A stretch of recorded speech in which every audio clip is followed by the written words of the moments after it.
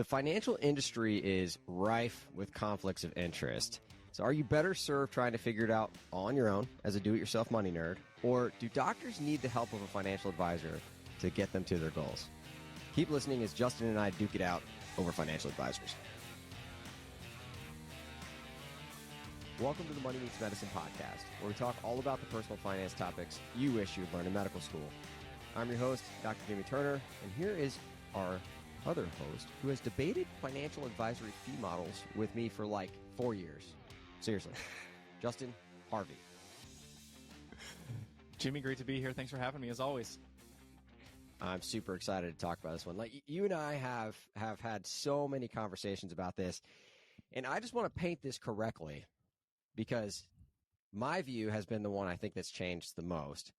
We'll talk about kind of the 4 things that I think, a financial advisor should have if you're going to look for one. And we'll be interested, of course, on your perspective on that. But one of those things that has changed, in my perspective, slightly, particularly when I have the opportunity to educate people, is fee models. And so we're going to chat about that today.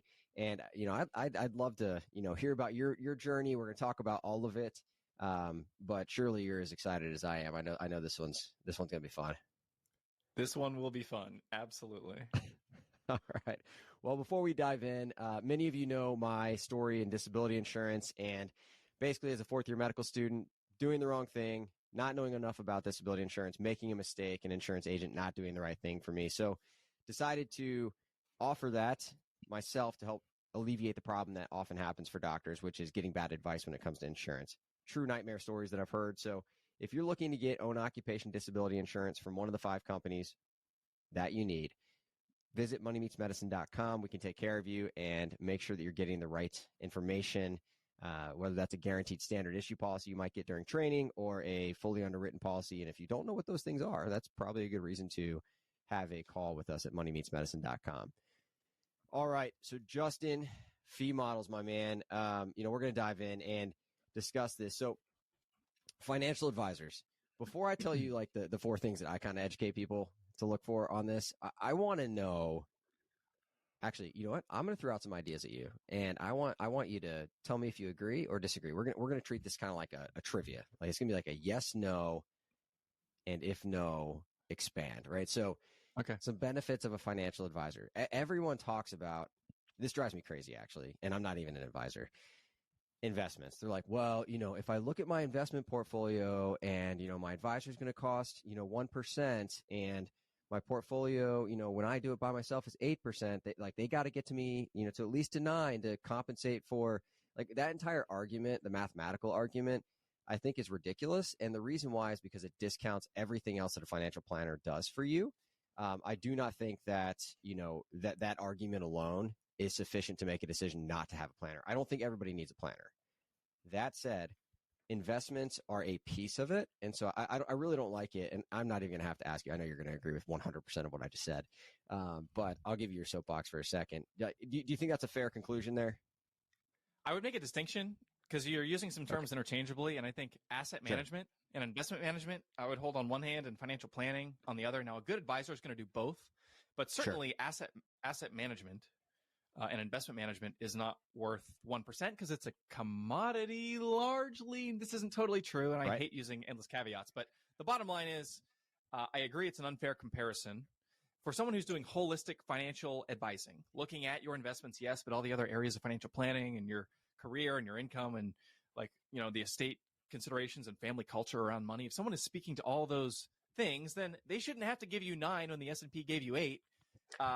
That's like one tiny little fraction of all the things that they're doing for you. So just because they're charging hopefully what is a fair rate, it doesn't mean that it's they shouldn't have to give you that for it to be worth it. Right. And I think that makes sense, right? And I love the distinction there between investment management and, the planning and everything else that goes into it. So, for example, some things that I've heard from people that I think are really valid. One of the biggest ones to me, having seen like the third person objective, perspective and how helpful that is for people in other arenas, right? I mean, there's a reason that you don't like try to fix your golf swing all on your own and then get shocked that like it's not working, right? Like having a person take a video, show you what's going on, point out some things, like that's going to help. And it's particularly helpful if you're in a committed relationship. So I've seen lots and lots of people have very differing opinions between partners. And in my experience, that's very challenging to solve with just the two people at a table by themselves. So for me, I think that one of the biggest benefits of a financial planner is if you are in a relationship, having that, I think the word that you call it is like a tiebreaker, maybe. Agree or disagree.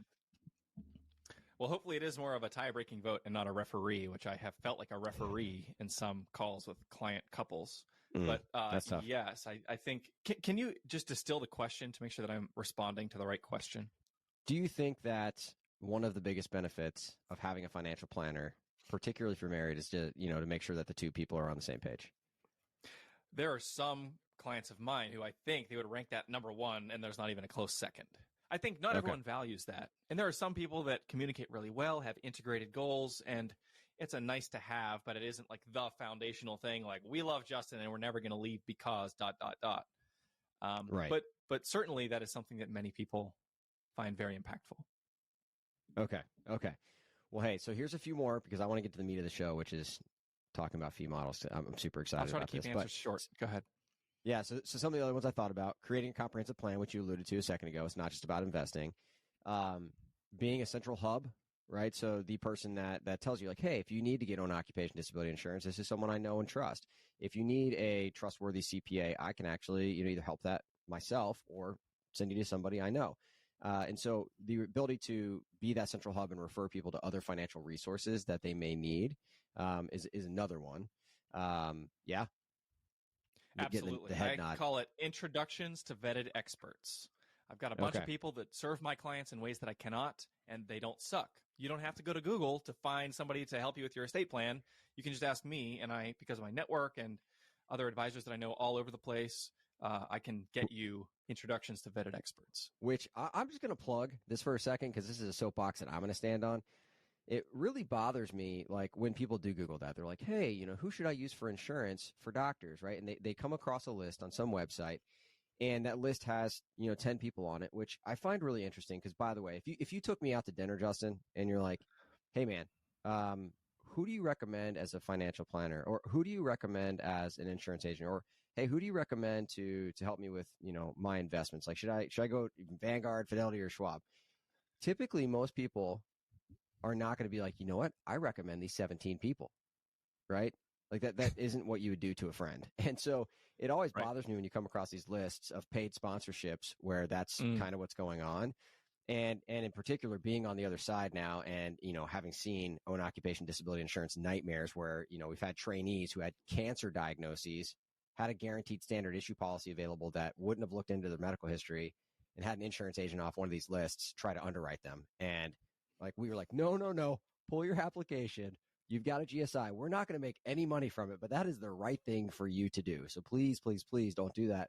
And so when you're saying you've got the ability to send people to trusted resources, like I cannot emphasize how important that is because it really does matter in the end. So, and then Justin, you've got an interesting one. And I think that different planners have different, abilities to kind of speak to this in terms of, additional things that they help with. But you work specifically with anesthesia and pain docs, and so you help with practice management and the ability to shape a practice in a way that is, financially responsible for the doctors that you work with, which is why you're so niche. Like, not only do you work with doctors, you work with anesthesiologists and pain docs, but that is an added benefit, right? And every planner might have a different little spin or niche on something that they can potentially benefit a client with, but that seems to be one of yours, right?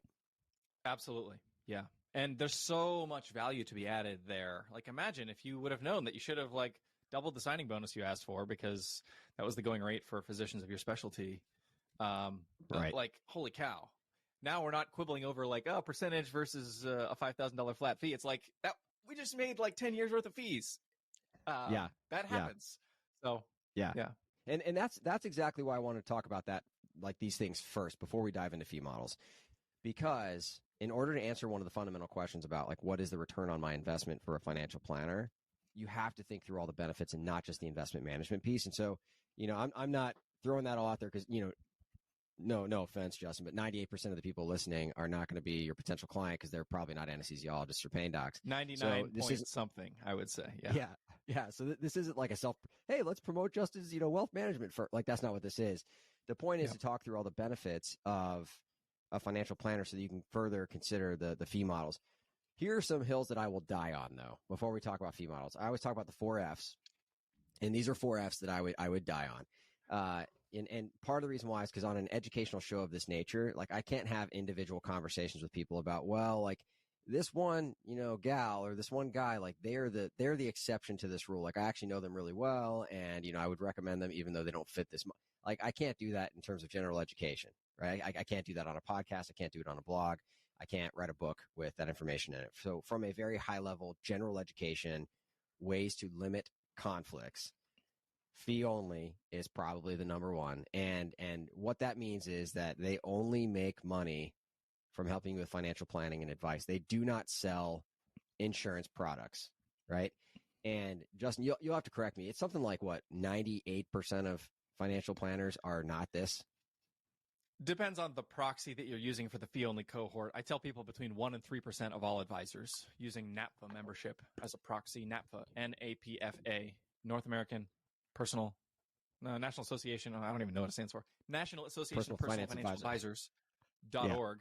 NAPFA membership is fee-only people. Not all fee-only people are NAPFA members, but I think it's like between 3,000 and 4,000 NAPFA members, and the broad estimates are 250 to 300,000. I'll put it in air quotes for our YouTubers. Financial advisors are out there in the wild. So yeah, 1% ish. And this is so important, right? Because it's like pharmaceutical reps at the hospital. It's the way I explain this, right? It's like if someone comes in, so I'm a acute pain physician, right? So someone comes in and they're like, hey, Jimmy, like, I don't know if you know or not, and we've actually had this happen in recent times where we're like, hey, there's this new drug and it helps with, blocks or pain in a way that nothing has ever done before. Like, it is amazing. It cures cancer, right? And you're listening to this person, you're like, wow, this sounds amazing. Like, do you have any studies? Like, actually, as a matter of fact, I do. And they put these studies in front of you. And, it turns out that those studies were paid for by the pharmaceutical company that happens to employ this pharmaceutical rep. And that's why they're recommending the product to you, right? So that is what's called a fee-based financial planner, right? A financial advisor. And as you just did, air quotes, advisor. These people are selling insurance products that they're recommending to you. And unfortunately, the way insurance is built in our country, the worse a product is, the higher the commission often is because it's harder to sell. And so, that's not always true, but by and large, a worse or inferior financial product that you potentially don't need is going to provide a pretty high commission. And we're not going to rail on whole life insurance on the show, but as an example. Yeah, we could argue about that a little bit, but I'll just make one remark and then we can keep it moving. But I would say, rather than the worse it is, I would say the more complex it is. And the more complex the insurance product that you're buying, the less likely it is that the person who's sitting across the table from you understands what's contained in that 117-page descriptive packet about the Swiss Army knife of a financial product that can do 34 different things for you. That when you get into those types of instruments, that's where cost and commission multiply in ways that are difficult for, certainly the consumer, but also the salesperson / quasi-advisor. Very difficult. They don't even know probably how much commission they're going to make on that in the first year because there's so many moving parts. Yep. And just to be clear, that doesn't mean you don't need those insurance products. But what you need is someone to give you the advice on which products to buy, where to buy them potentially. And that allows you to then go get the insurance product you need because the person telling you to do that isn't making money from that, right? They're not making money from the product that they're recommending. So fee only, I think, is a big one. The next one is unfortunately becoming a bit of a rubber stamp these days, but fiduciary, I think that is the second F of the 4Fs, and this basically means that the person is legally, morally obligated. Hopefully they have a written contract saying that they're going to do what is best for you. The other term for this in this space is suitability, which means it's just okay. Like, I think it's fine. Like, it's suitable. It's reasonable, right? You want someone that's going to legally, morally, ethically do what is best for you, not for them. But, I have seen people call themselves fiduciaries and questionable manners. Tell people to not even ask this question. For the uninitiated consumer, you can't really know unless you know what you're looking for. So everyone is going to call themselves a fiduciary. A very small minority of those people are going to be true fiduciaries. So don't even bother asking the question, is my opinion on number 2 here. I don't fault you. I do think that the principle of trying to find somebody that will act that way is valid, but you're right. As I mentioned, it's become a kind of a rubber stamp there. for sure. So I think that the third one is familiar with physicians, right? They need to be familiar with your specific situation. And that's because doctors' financial stuff is very, very different. PSLF is very different. Your own occupation needs are very different. There are things that are unique about the physician's financial journey that require you to work with someone that has experience with that. So as you're walking down these first three, right, 1 to 3% of advisors are fee only, right? Rubber stamp fiduciary. But then they also need to be familiar with physicians. Now you're whittling your way down to a very, very, very small number of financial planners who are fee only and familiar working with physicians, right? And so that brings up the fourth F, which is fees that are reasonable, right? Which is, what we're going to dive into after this, 10-minute preamble to the show. But Justin, what do you think about my four Fs outside the rubber stamp fiduciary? Do you think fee only, familiar with physicians, and then fees that are reasonable, is that a decent guide? I do think it's a great guide. One I might also append here that you're probably going to get anyway, but looking at professional designation is another useful litmus test. So you could hire someone that's not a CFP, but the CFP bar is not like super high. And if you're working with an advisor, they should certified financial planners, what CFP stands for, and finding someone that is that means that they have met some minimum threshold of credential and expertise and tenure in the industry. And you can still be a CFP and have no flipping clue what you're doing, but it's another box to check that I would say finding someone who is a CFP, especially if they're trying to synthesize a plan across disciplines, is advised by me. Yeah, that makes sense. And Justin, I don't know if you're comfortable or not. I should have asked you this before we clicked record. But do you mind walking people through like a little bit of your journey? Because you've had a really interesting way of because for those of you that are listening that don't know Justin, you are a highly moral man of integrity, right? And so I know the struggles that you've had behind the scene, where you've really, really struggled and wrestled with this question of how to be fairly compensated in a way that is also fair to the person that you're serving, and that is not gouging at prices and, that sort of thing. Like I've seen you internally wrestle. We've sent multiple communications back and forth about this subject, had phone calls about it over the years. And so walk us through this from a financial planner's perspective. Like, I know this is a complicated subject. I think I actually wrote an article on your blog way back in the day about this, comparing and contrasting where conflicts of interest exist. And it's funny, this is an area that advisors love to, fight about amongst themselves. But there are so many consumers out there that just need help from an honest person with a reasonable fee structure. But yeah, my journey. So I'll tell you, I've had probably 6 different fee models in the 6 years I've been in business. And I do think that in the last couple of years, I've had one static fee structure that I think is the last form of evolution that I'm going to experience. I think about financial advisor fees. It's helpful to think about it like RVUs. So if you're a physician, you don't know what an RVU is, you need to figure it out because that's how you get paid. Right. Relative value units. It's a unit of physician productivity. The RVU has 3 components. This is set by CMS, Center for Medicare and Medicaid Services. Every year, they decide how many dollars for a certain procedure, how many dollars are assigned to these 3 categories. There's the physician work RVU. There's the overhead RVU. And then there's the malpractice RVU. Those are the 3 components that equal a number this procedure is 27 RVUs, and it's made up of these 3 parts. So in terms of thinking about cost and how much is it fair to pay an advisor is dealing with these 3 parts in the same way that a doctor is. There's the physician work, which is like the advisor's expertise, experience, their training, what they bring to the table. A part of the fee is going to the advisor work. A part of the fee is going to the overhead. So the advisor may have office space, may have staff, they have tech infrastructure, they have whatever it costs them to run their business. You're paying for that too. Then there's the malpractice. If the advisor is managing $4 million for you and they make a trade and it's wrong and they've got to pay you back, there's insurance for that, yes, but also there's an economic impact to the advisor. And so that needs to be built into the price.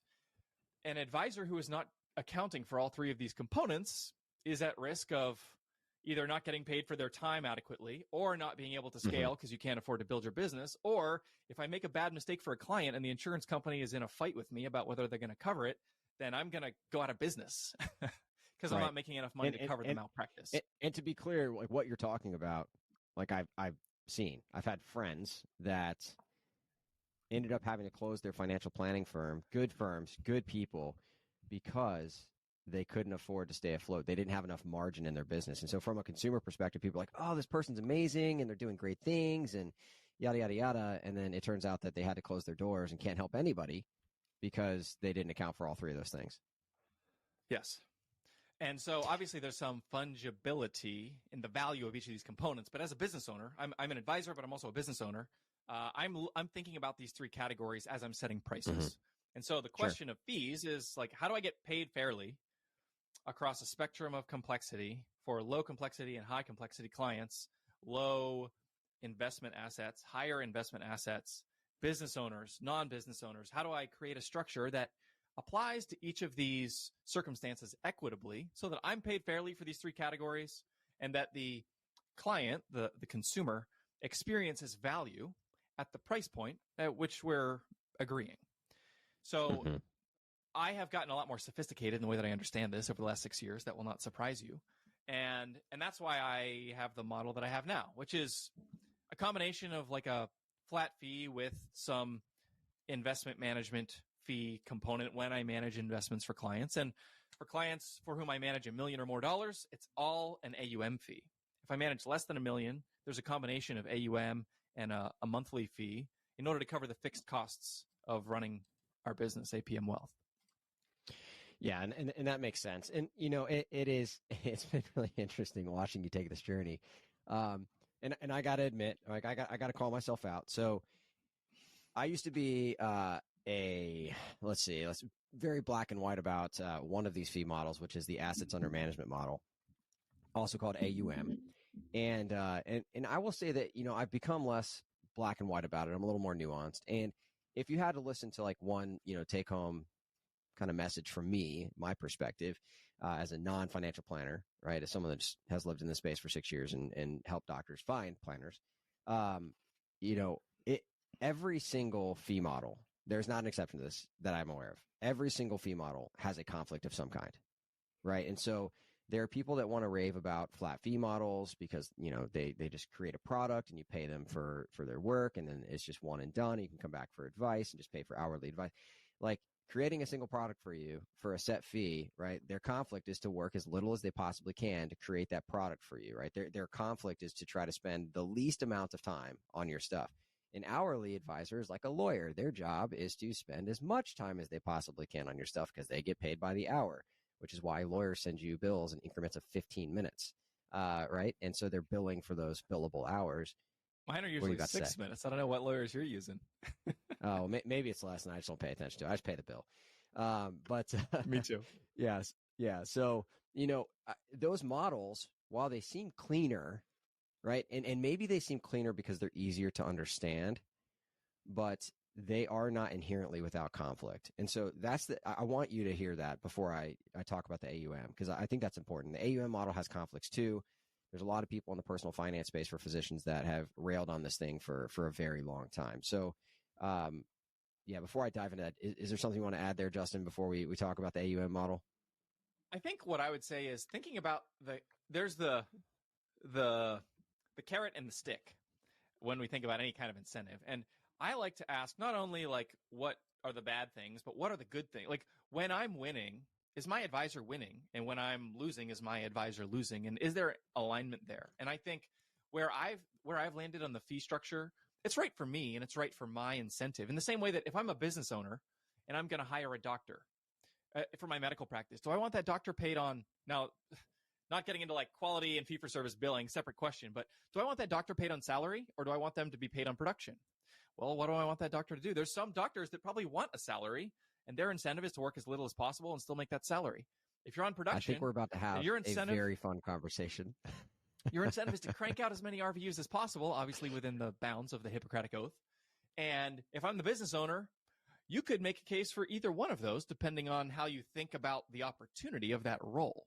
So, yep. But the upside, the incentive, the carrot that you're dangling, you might say, why should I pay a doctor $600,000 when I can have a $400K salary? Well, that $600,000 physician who's on production might make you twice as much money in your practice. So understanding the impact of incentive is an important part of the puzzle that I think is often overlooked. Oh, I think it's huge. And you're actually bringing up a really, really interesting point, right? So from the physician perspective, which I think is going to be pretty easy for everyone to understand that's listening to the show, there's two different conflicts there, right? There's a conflict of the employer, right, who may want to pay based on RVU because guess what? The more productive they are, the more money it makes the hospital.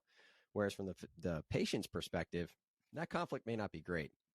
And the example that I give of this is, and I'm just to be clear, disclaimer, I'm not saying that physicians do this, but I am going to point out a conflict of interest that exists in our space. So if you want to rail on AUM models, let's talk about one that exists in the medical space. The RVU model, let's say I'm a vascular surgeon. I'm like, man, it looks like you've got a non-viable toe, right? It kind of comes up the foot a little bit, but it looks like, definitely the toe has definitely got to go. And so they start with a digital, amputation. They take off a toe, right? Well, it turns out that actually that process, the ischemia, actually went a little bit higher up the leg than they thought. And so guess what? Now they have to do a second procedure, that, transmetatarsal amputation, to take off part of the foot. But you know what? Actually, that didn't quite get it either. Oh, and don't forget, we started with an angioplasty to figure out what the problem was, right? And so you got the angioplasty, you got the toe amputation, you got the transmetatarsal amputation. You might end up getting a BKA, a below-the-knee amputation, and you can bill for every single one of those procedures. Now, again, I'm not saying that physicians do this. I'm not a vascular surgeon. What I am saying is that there is a conflict there that if, for example, you're choosing between, you know what, the BKA and the transmet, they kind of pay the same thing, right? Or maybe that's a bad example because they're not exactly the same, but you have two different modalities. They're both reasonable. The literature supports both of them, right? And you're like, I mean, either of these things would be reasonable to do, and you make money based on RVUs. You are most likely going to pick whichever one pays more, right? That's not, or you're incentivized to. Yes, right. And so again, I'm not saying that that's what doctors do, but I am saying that there's a conflict there, right? There's a conflict of interest in that model.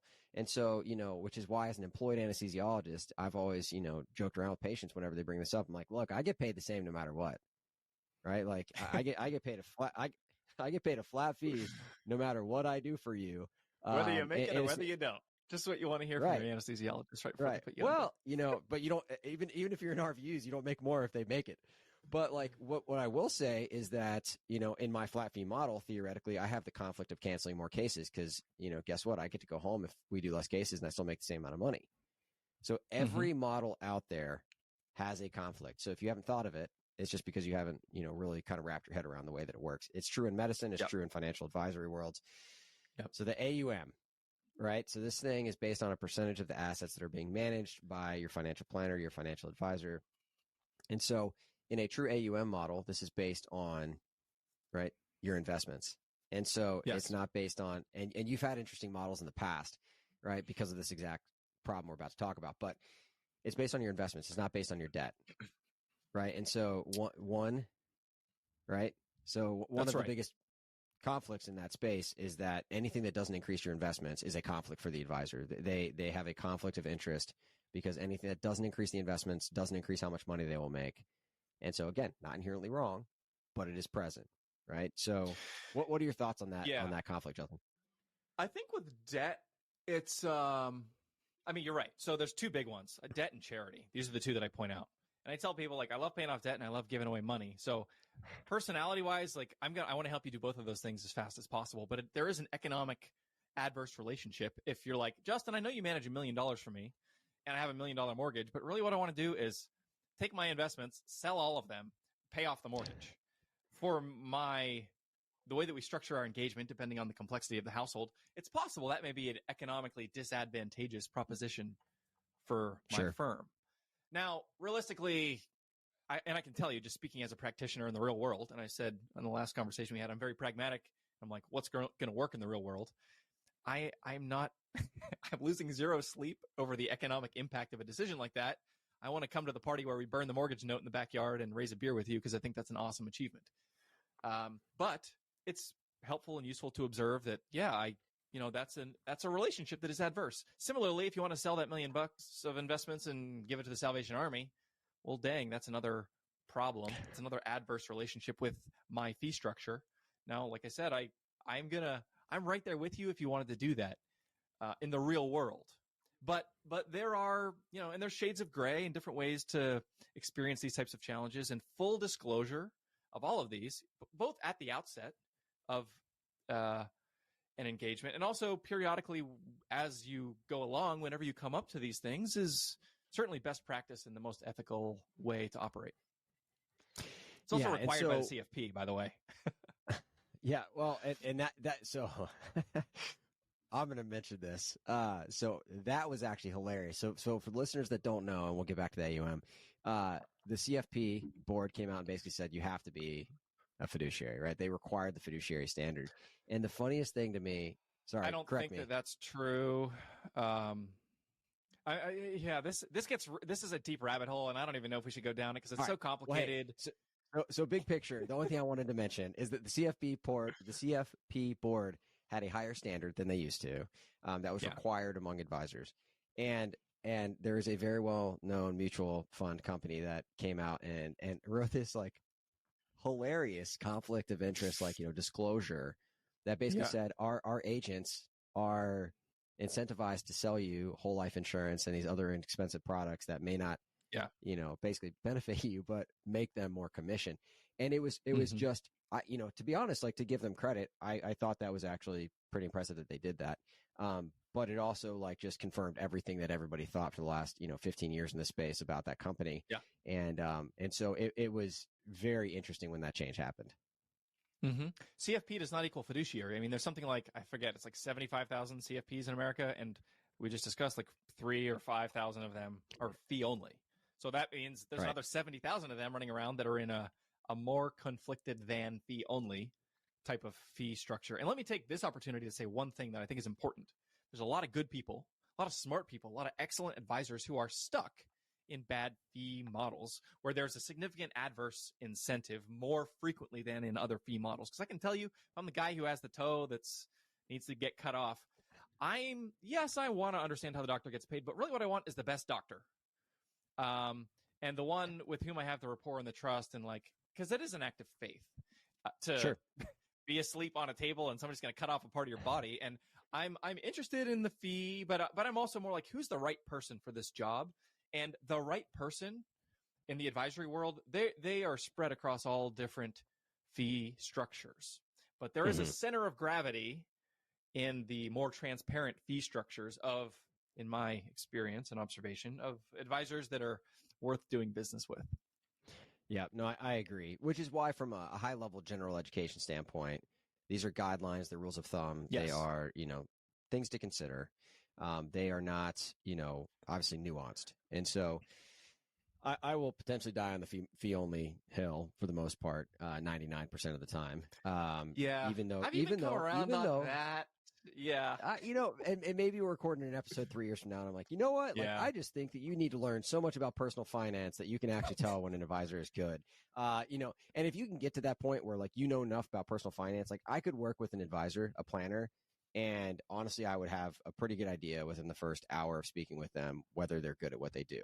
And I've had that experience, right? Where like I've had a financial planner who works with doctors, sells whole life insurance to everybody who didn't know what a backdoor Roth IRA was, or didn't know that I couldn't have a SEP IRA and have a backdoor Roth IRA, and I was like, why wouldn't you do a solo 401k? Like, and I'm throwing terms out here that some people aren't going to know what they mean, but that advisor surely should have known what they were and didn't, because they sell whole life insurance to doctors. That's what their job is. And so, but they have a CFP, and, and so, just take that for a grain of salt. So if I tell you fee only, I do know that I'm protecting you and putting you in the best situation to probably make the right decision, which is why I'm saying that.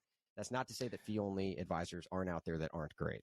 I'm not saying that. Don't hear me. And also to say there aren't good advisors in other models. Like if we're talking about a specific person, like should I work with Steve Smith over there? Like, well, if I know Steve, even if he's in a more conflicted model, I know how he operates. I know his expertise. I've seen his track record. I might tell you to go work with Steve, even if he is not fee-only, on a case-by-case basis.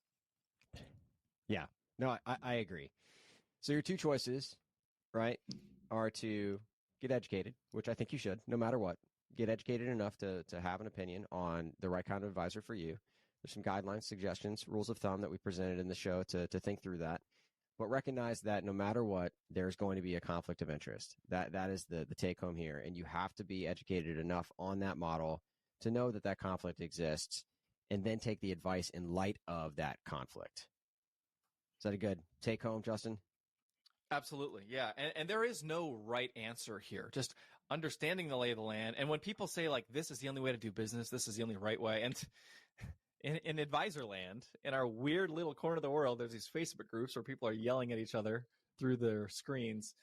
It gets very heated. And I just don't think, as I think I said a couple episodes ago, like, nobody knows more than a 25-year-old CFP. That's when you're at your peak Right. of self-opinion, of self-knowledge. And then as you age, you're like, man, the world is gray. There's a lot of ways to do stuff and a lot of things that work. I think there's a lot of ways to charge that are fair. And as long as the value exceeds the cost, and as long as there's full disclosure, I continue to be of that opinion. I will relate one conversation I actually had this week with a physician who's like, you charge AUM. I work with a guy, he charges me a flat fee. And, you're going to, as my money goes up, your fee goes up. And over 30 years, you're going to cost me $318,000 and all these things. And to which I said, well, I mean, when you're arguing about charts, it's hard to have there's so many assumptions baked in. But one of the problems with flat fee, because this is a conversation that, especially in the financial independence corner of the world, many of your listeners will have engaged with this idea, like, oh, why would I pay a percentage when I could pay a flat fee? Well, for the same reason you might hire a physician on production rather than hiring them on a salary if you want your practice to be more productive. The incentives are different. And the flat fee structure also totally ignores inflation. Like, do you think that advisor you hire for $6,000 a year is going to work for $6,000 a year for the next 30 years? I mean, I hope not. Probably not. Not if they're good at what they do. They'll be out of business. Yeah, that's right. That's right. And that's where I would say this advisor doesn't understand the three components of the RVU calculation, the ways that they need to run a business responsibly ongoing in order to make sure that they're there for their clients in 3 decades. And, we can argue about the details there, but the point is, even a very transparent, like, flat fee or hourly arrangement has significant drawbacks, and it's right for some people, but it's not like that everyone should do something like that necessarily. Yeah, I agree. You got to consider the return on investment. It's not just math, right? And we talked about a lot of the benefits. That's why we started the show with that, but couldn't agree more. So as we round out the show, don't forget, if you want to snag a free copy of The Physician Philosopher's Guide to Personal Finance, recently rewritten, 2nd edition, you go to moneymeetsmedicine.com. We can also help you get an own occupation disability insurance quote if you are looking for that. So go over there and check it out, and we will see you in the next show. Cheers.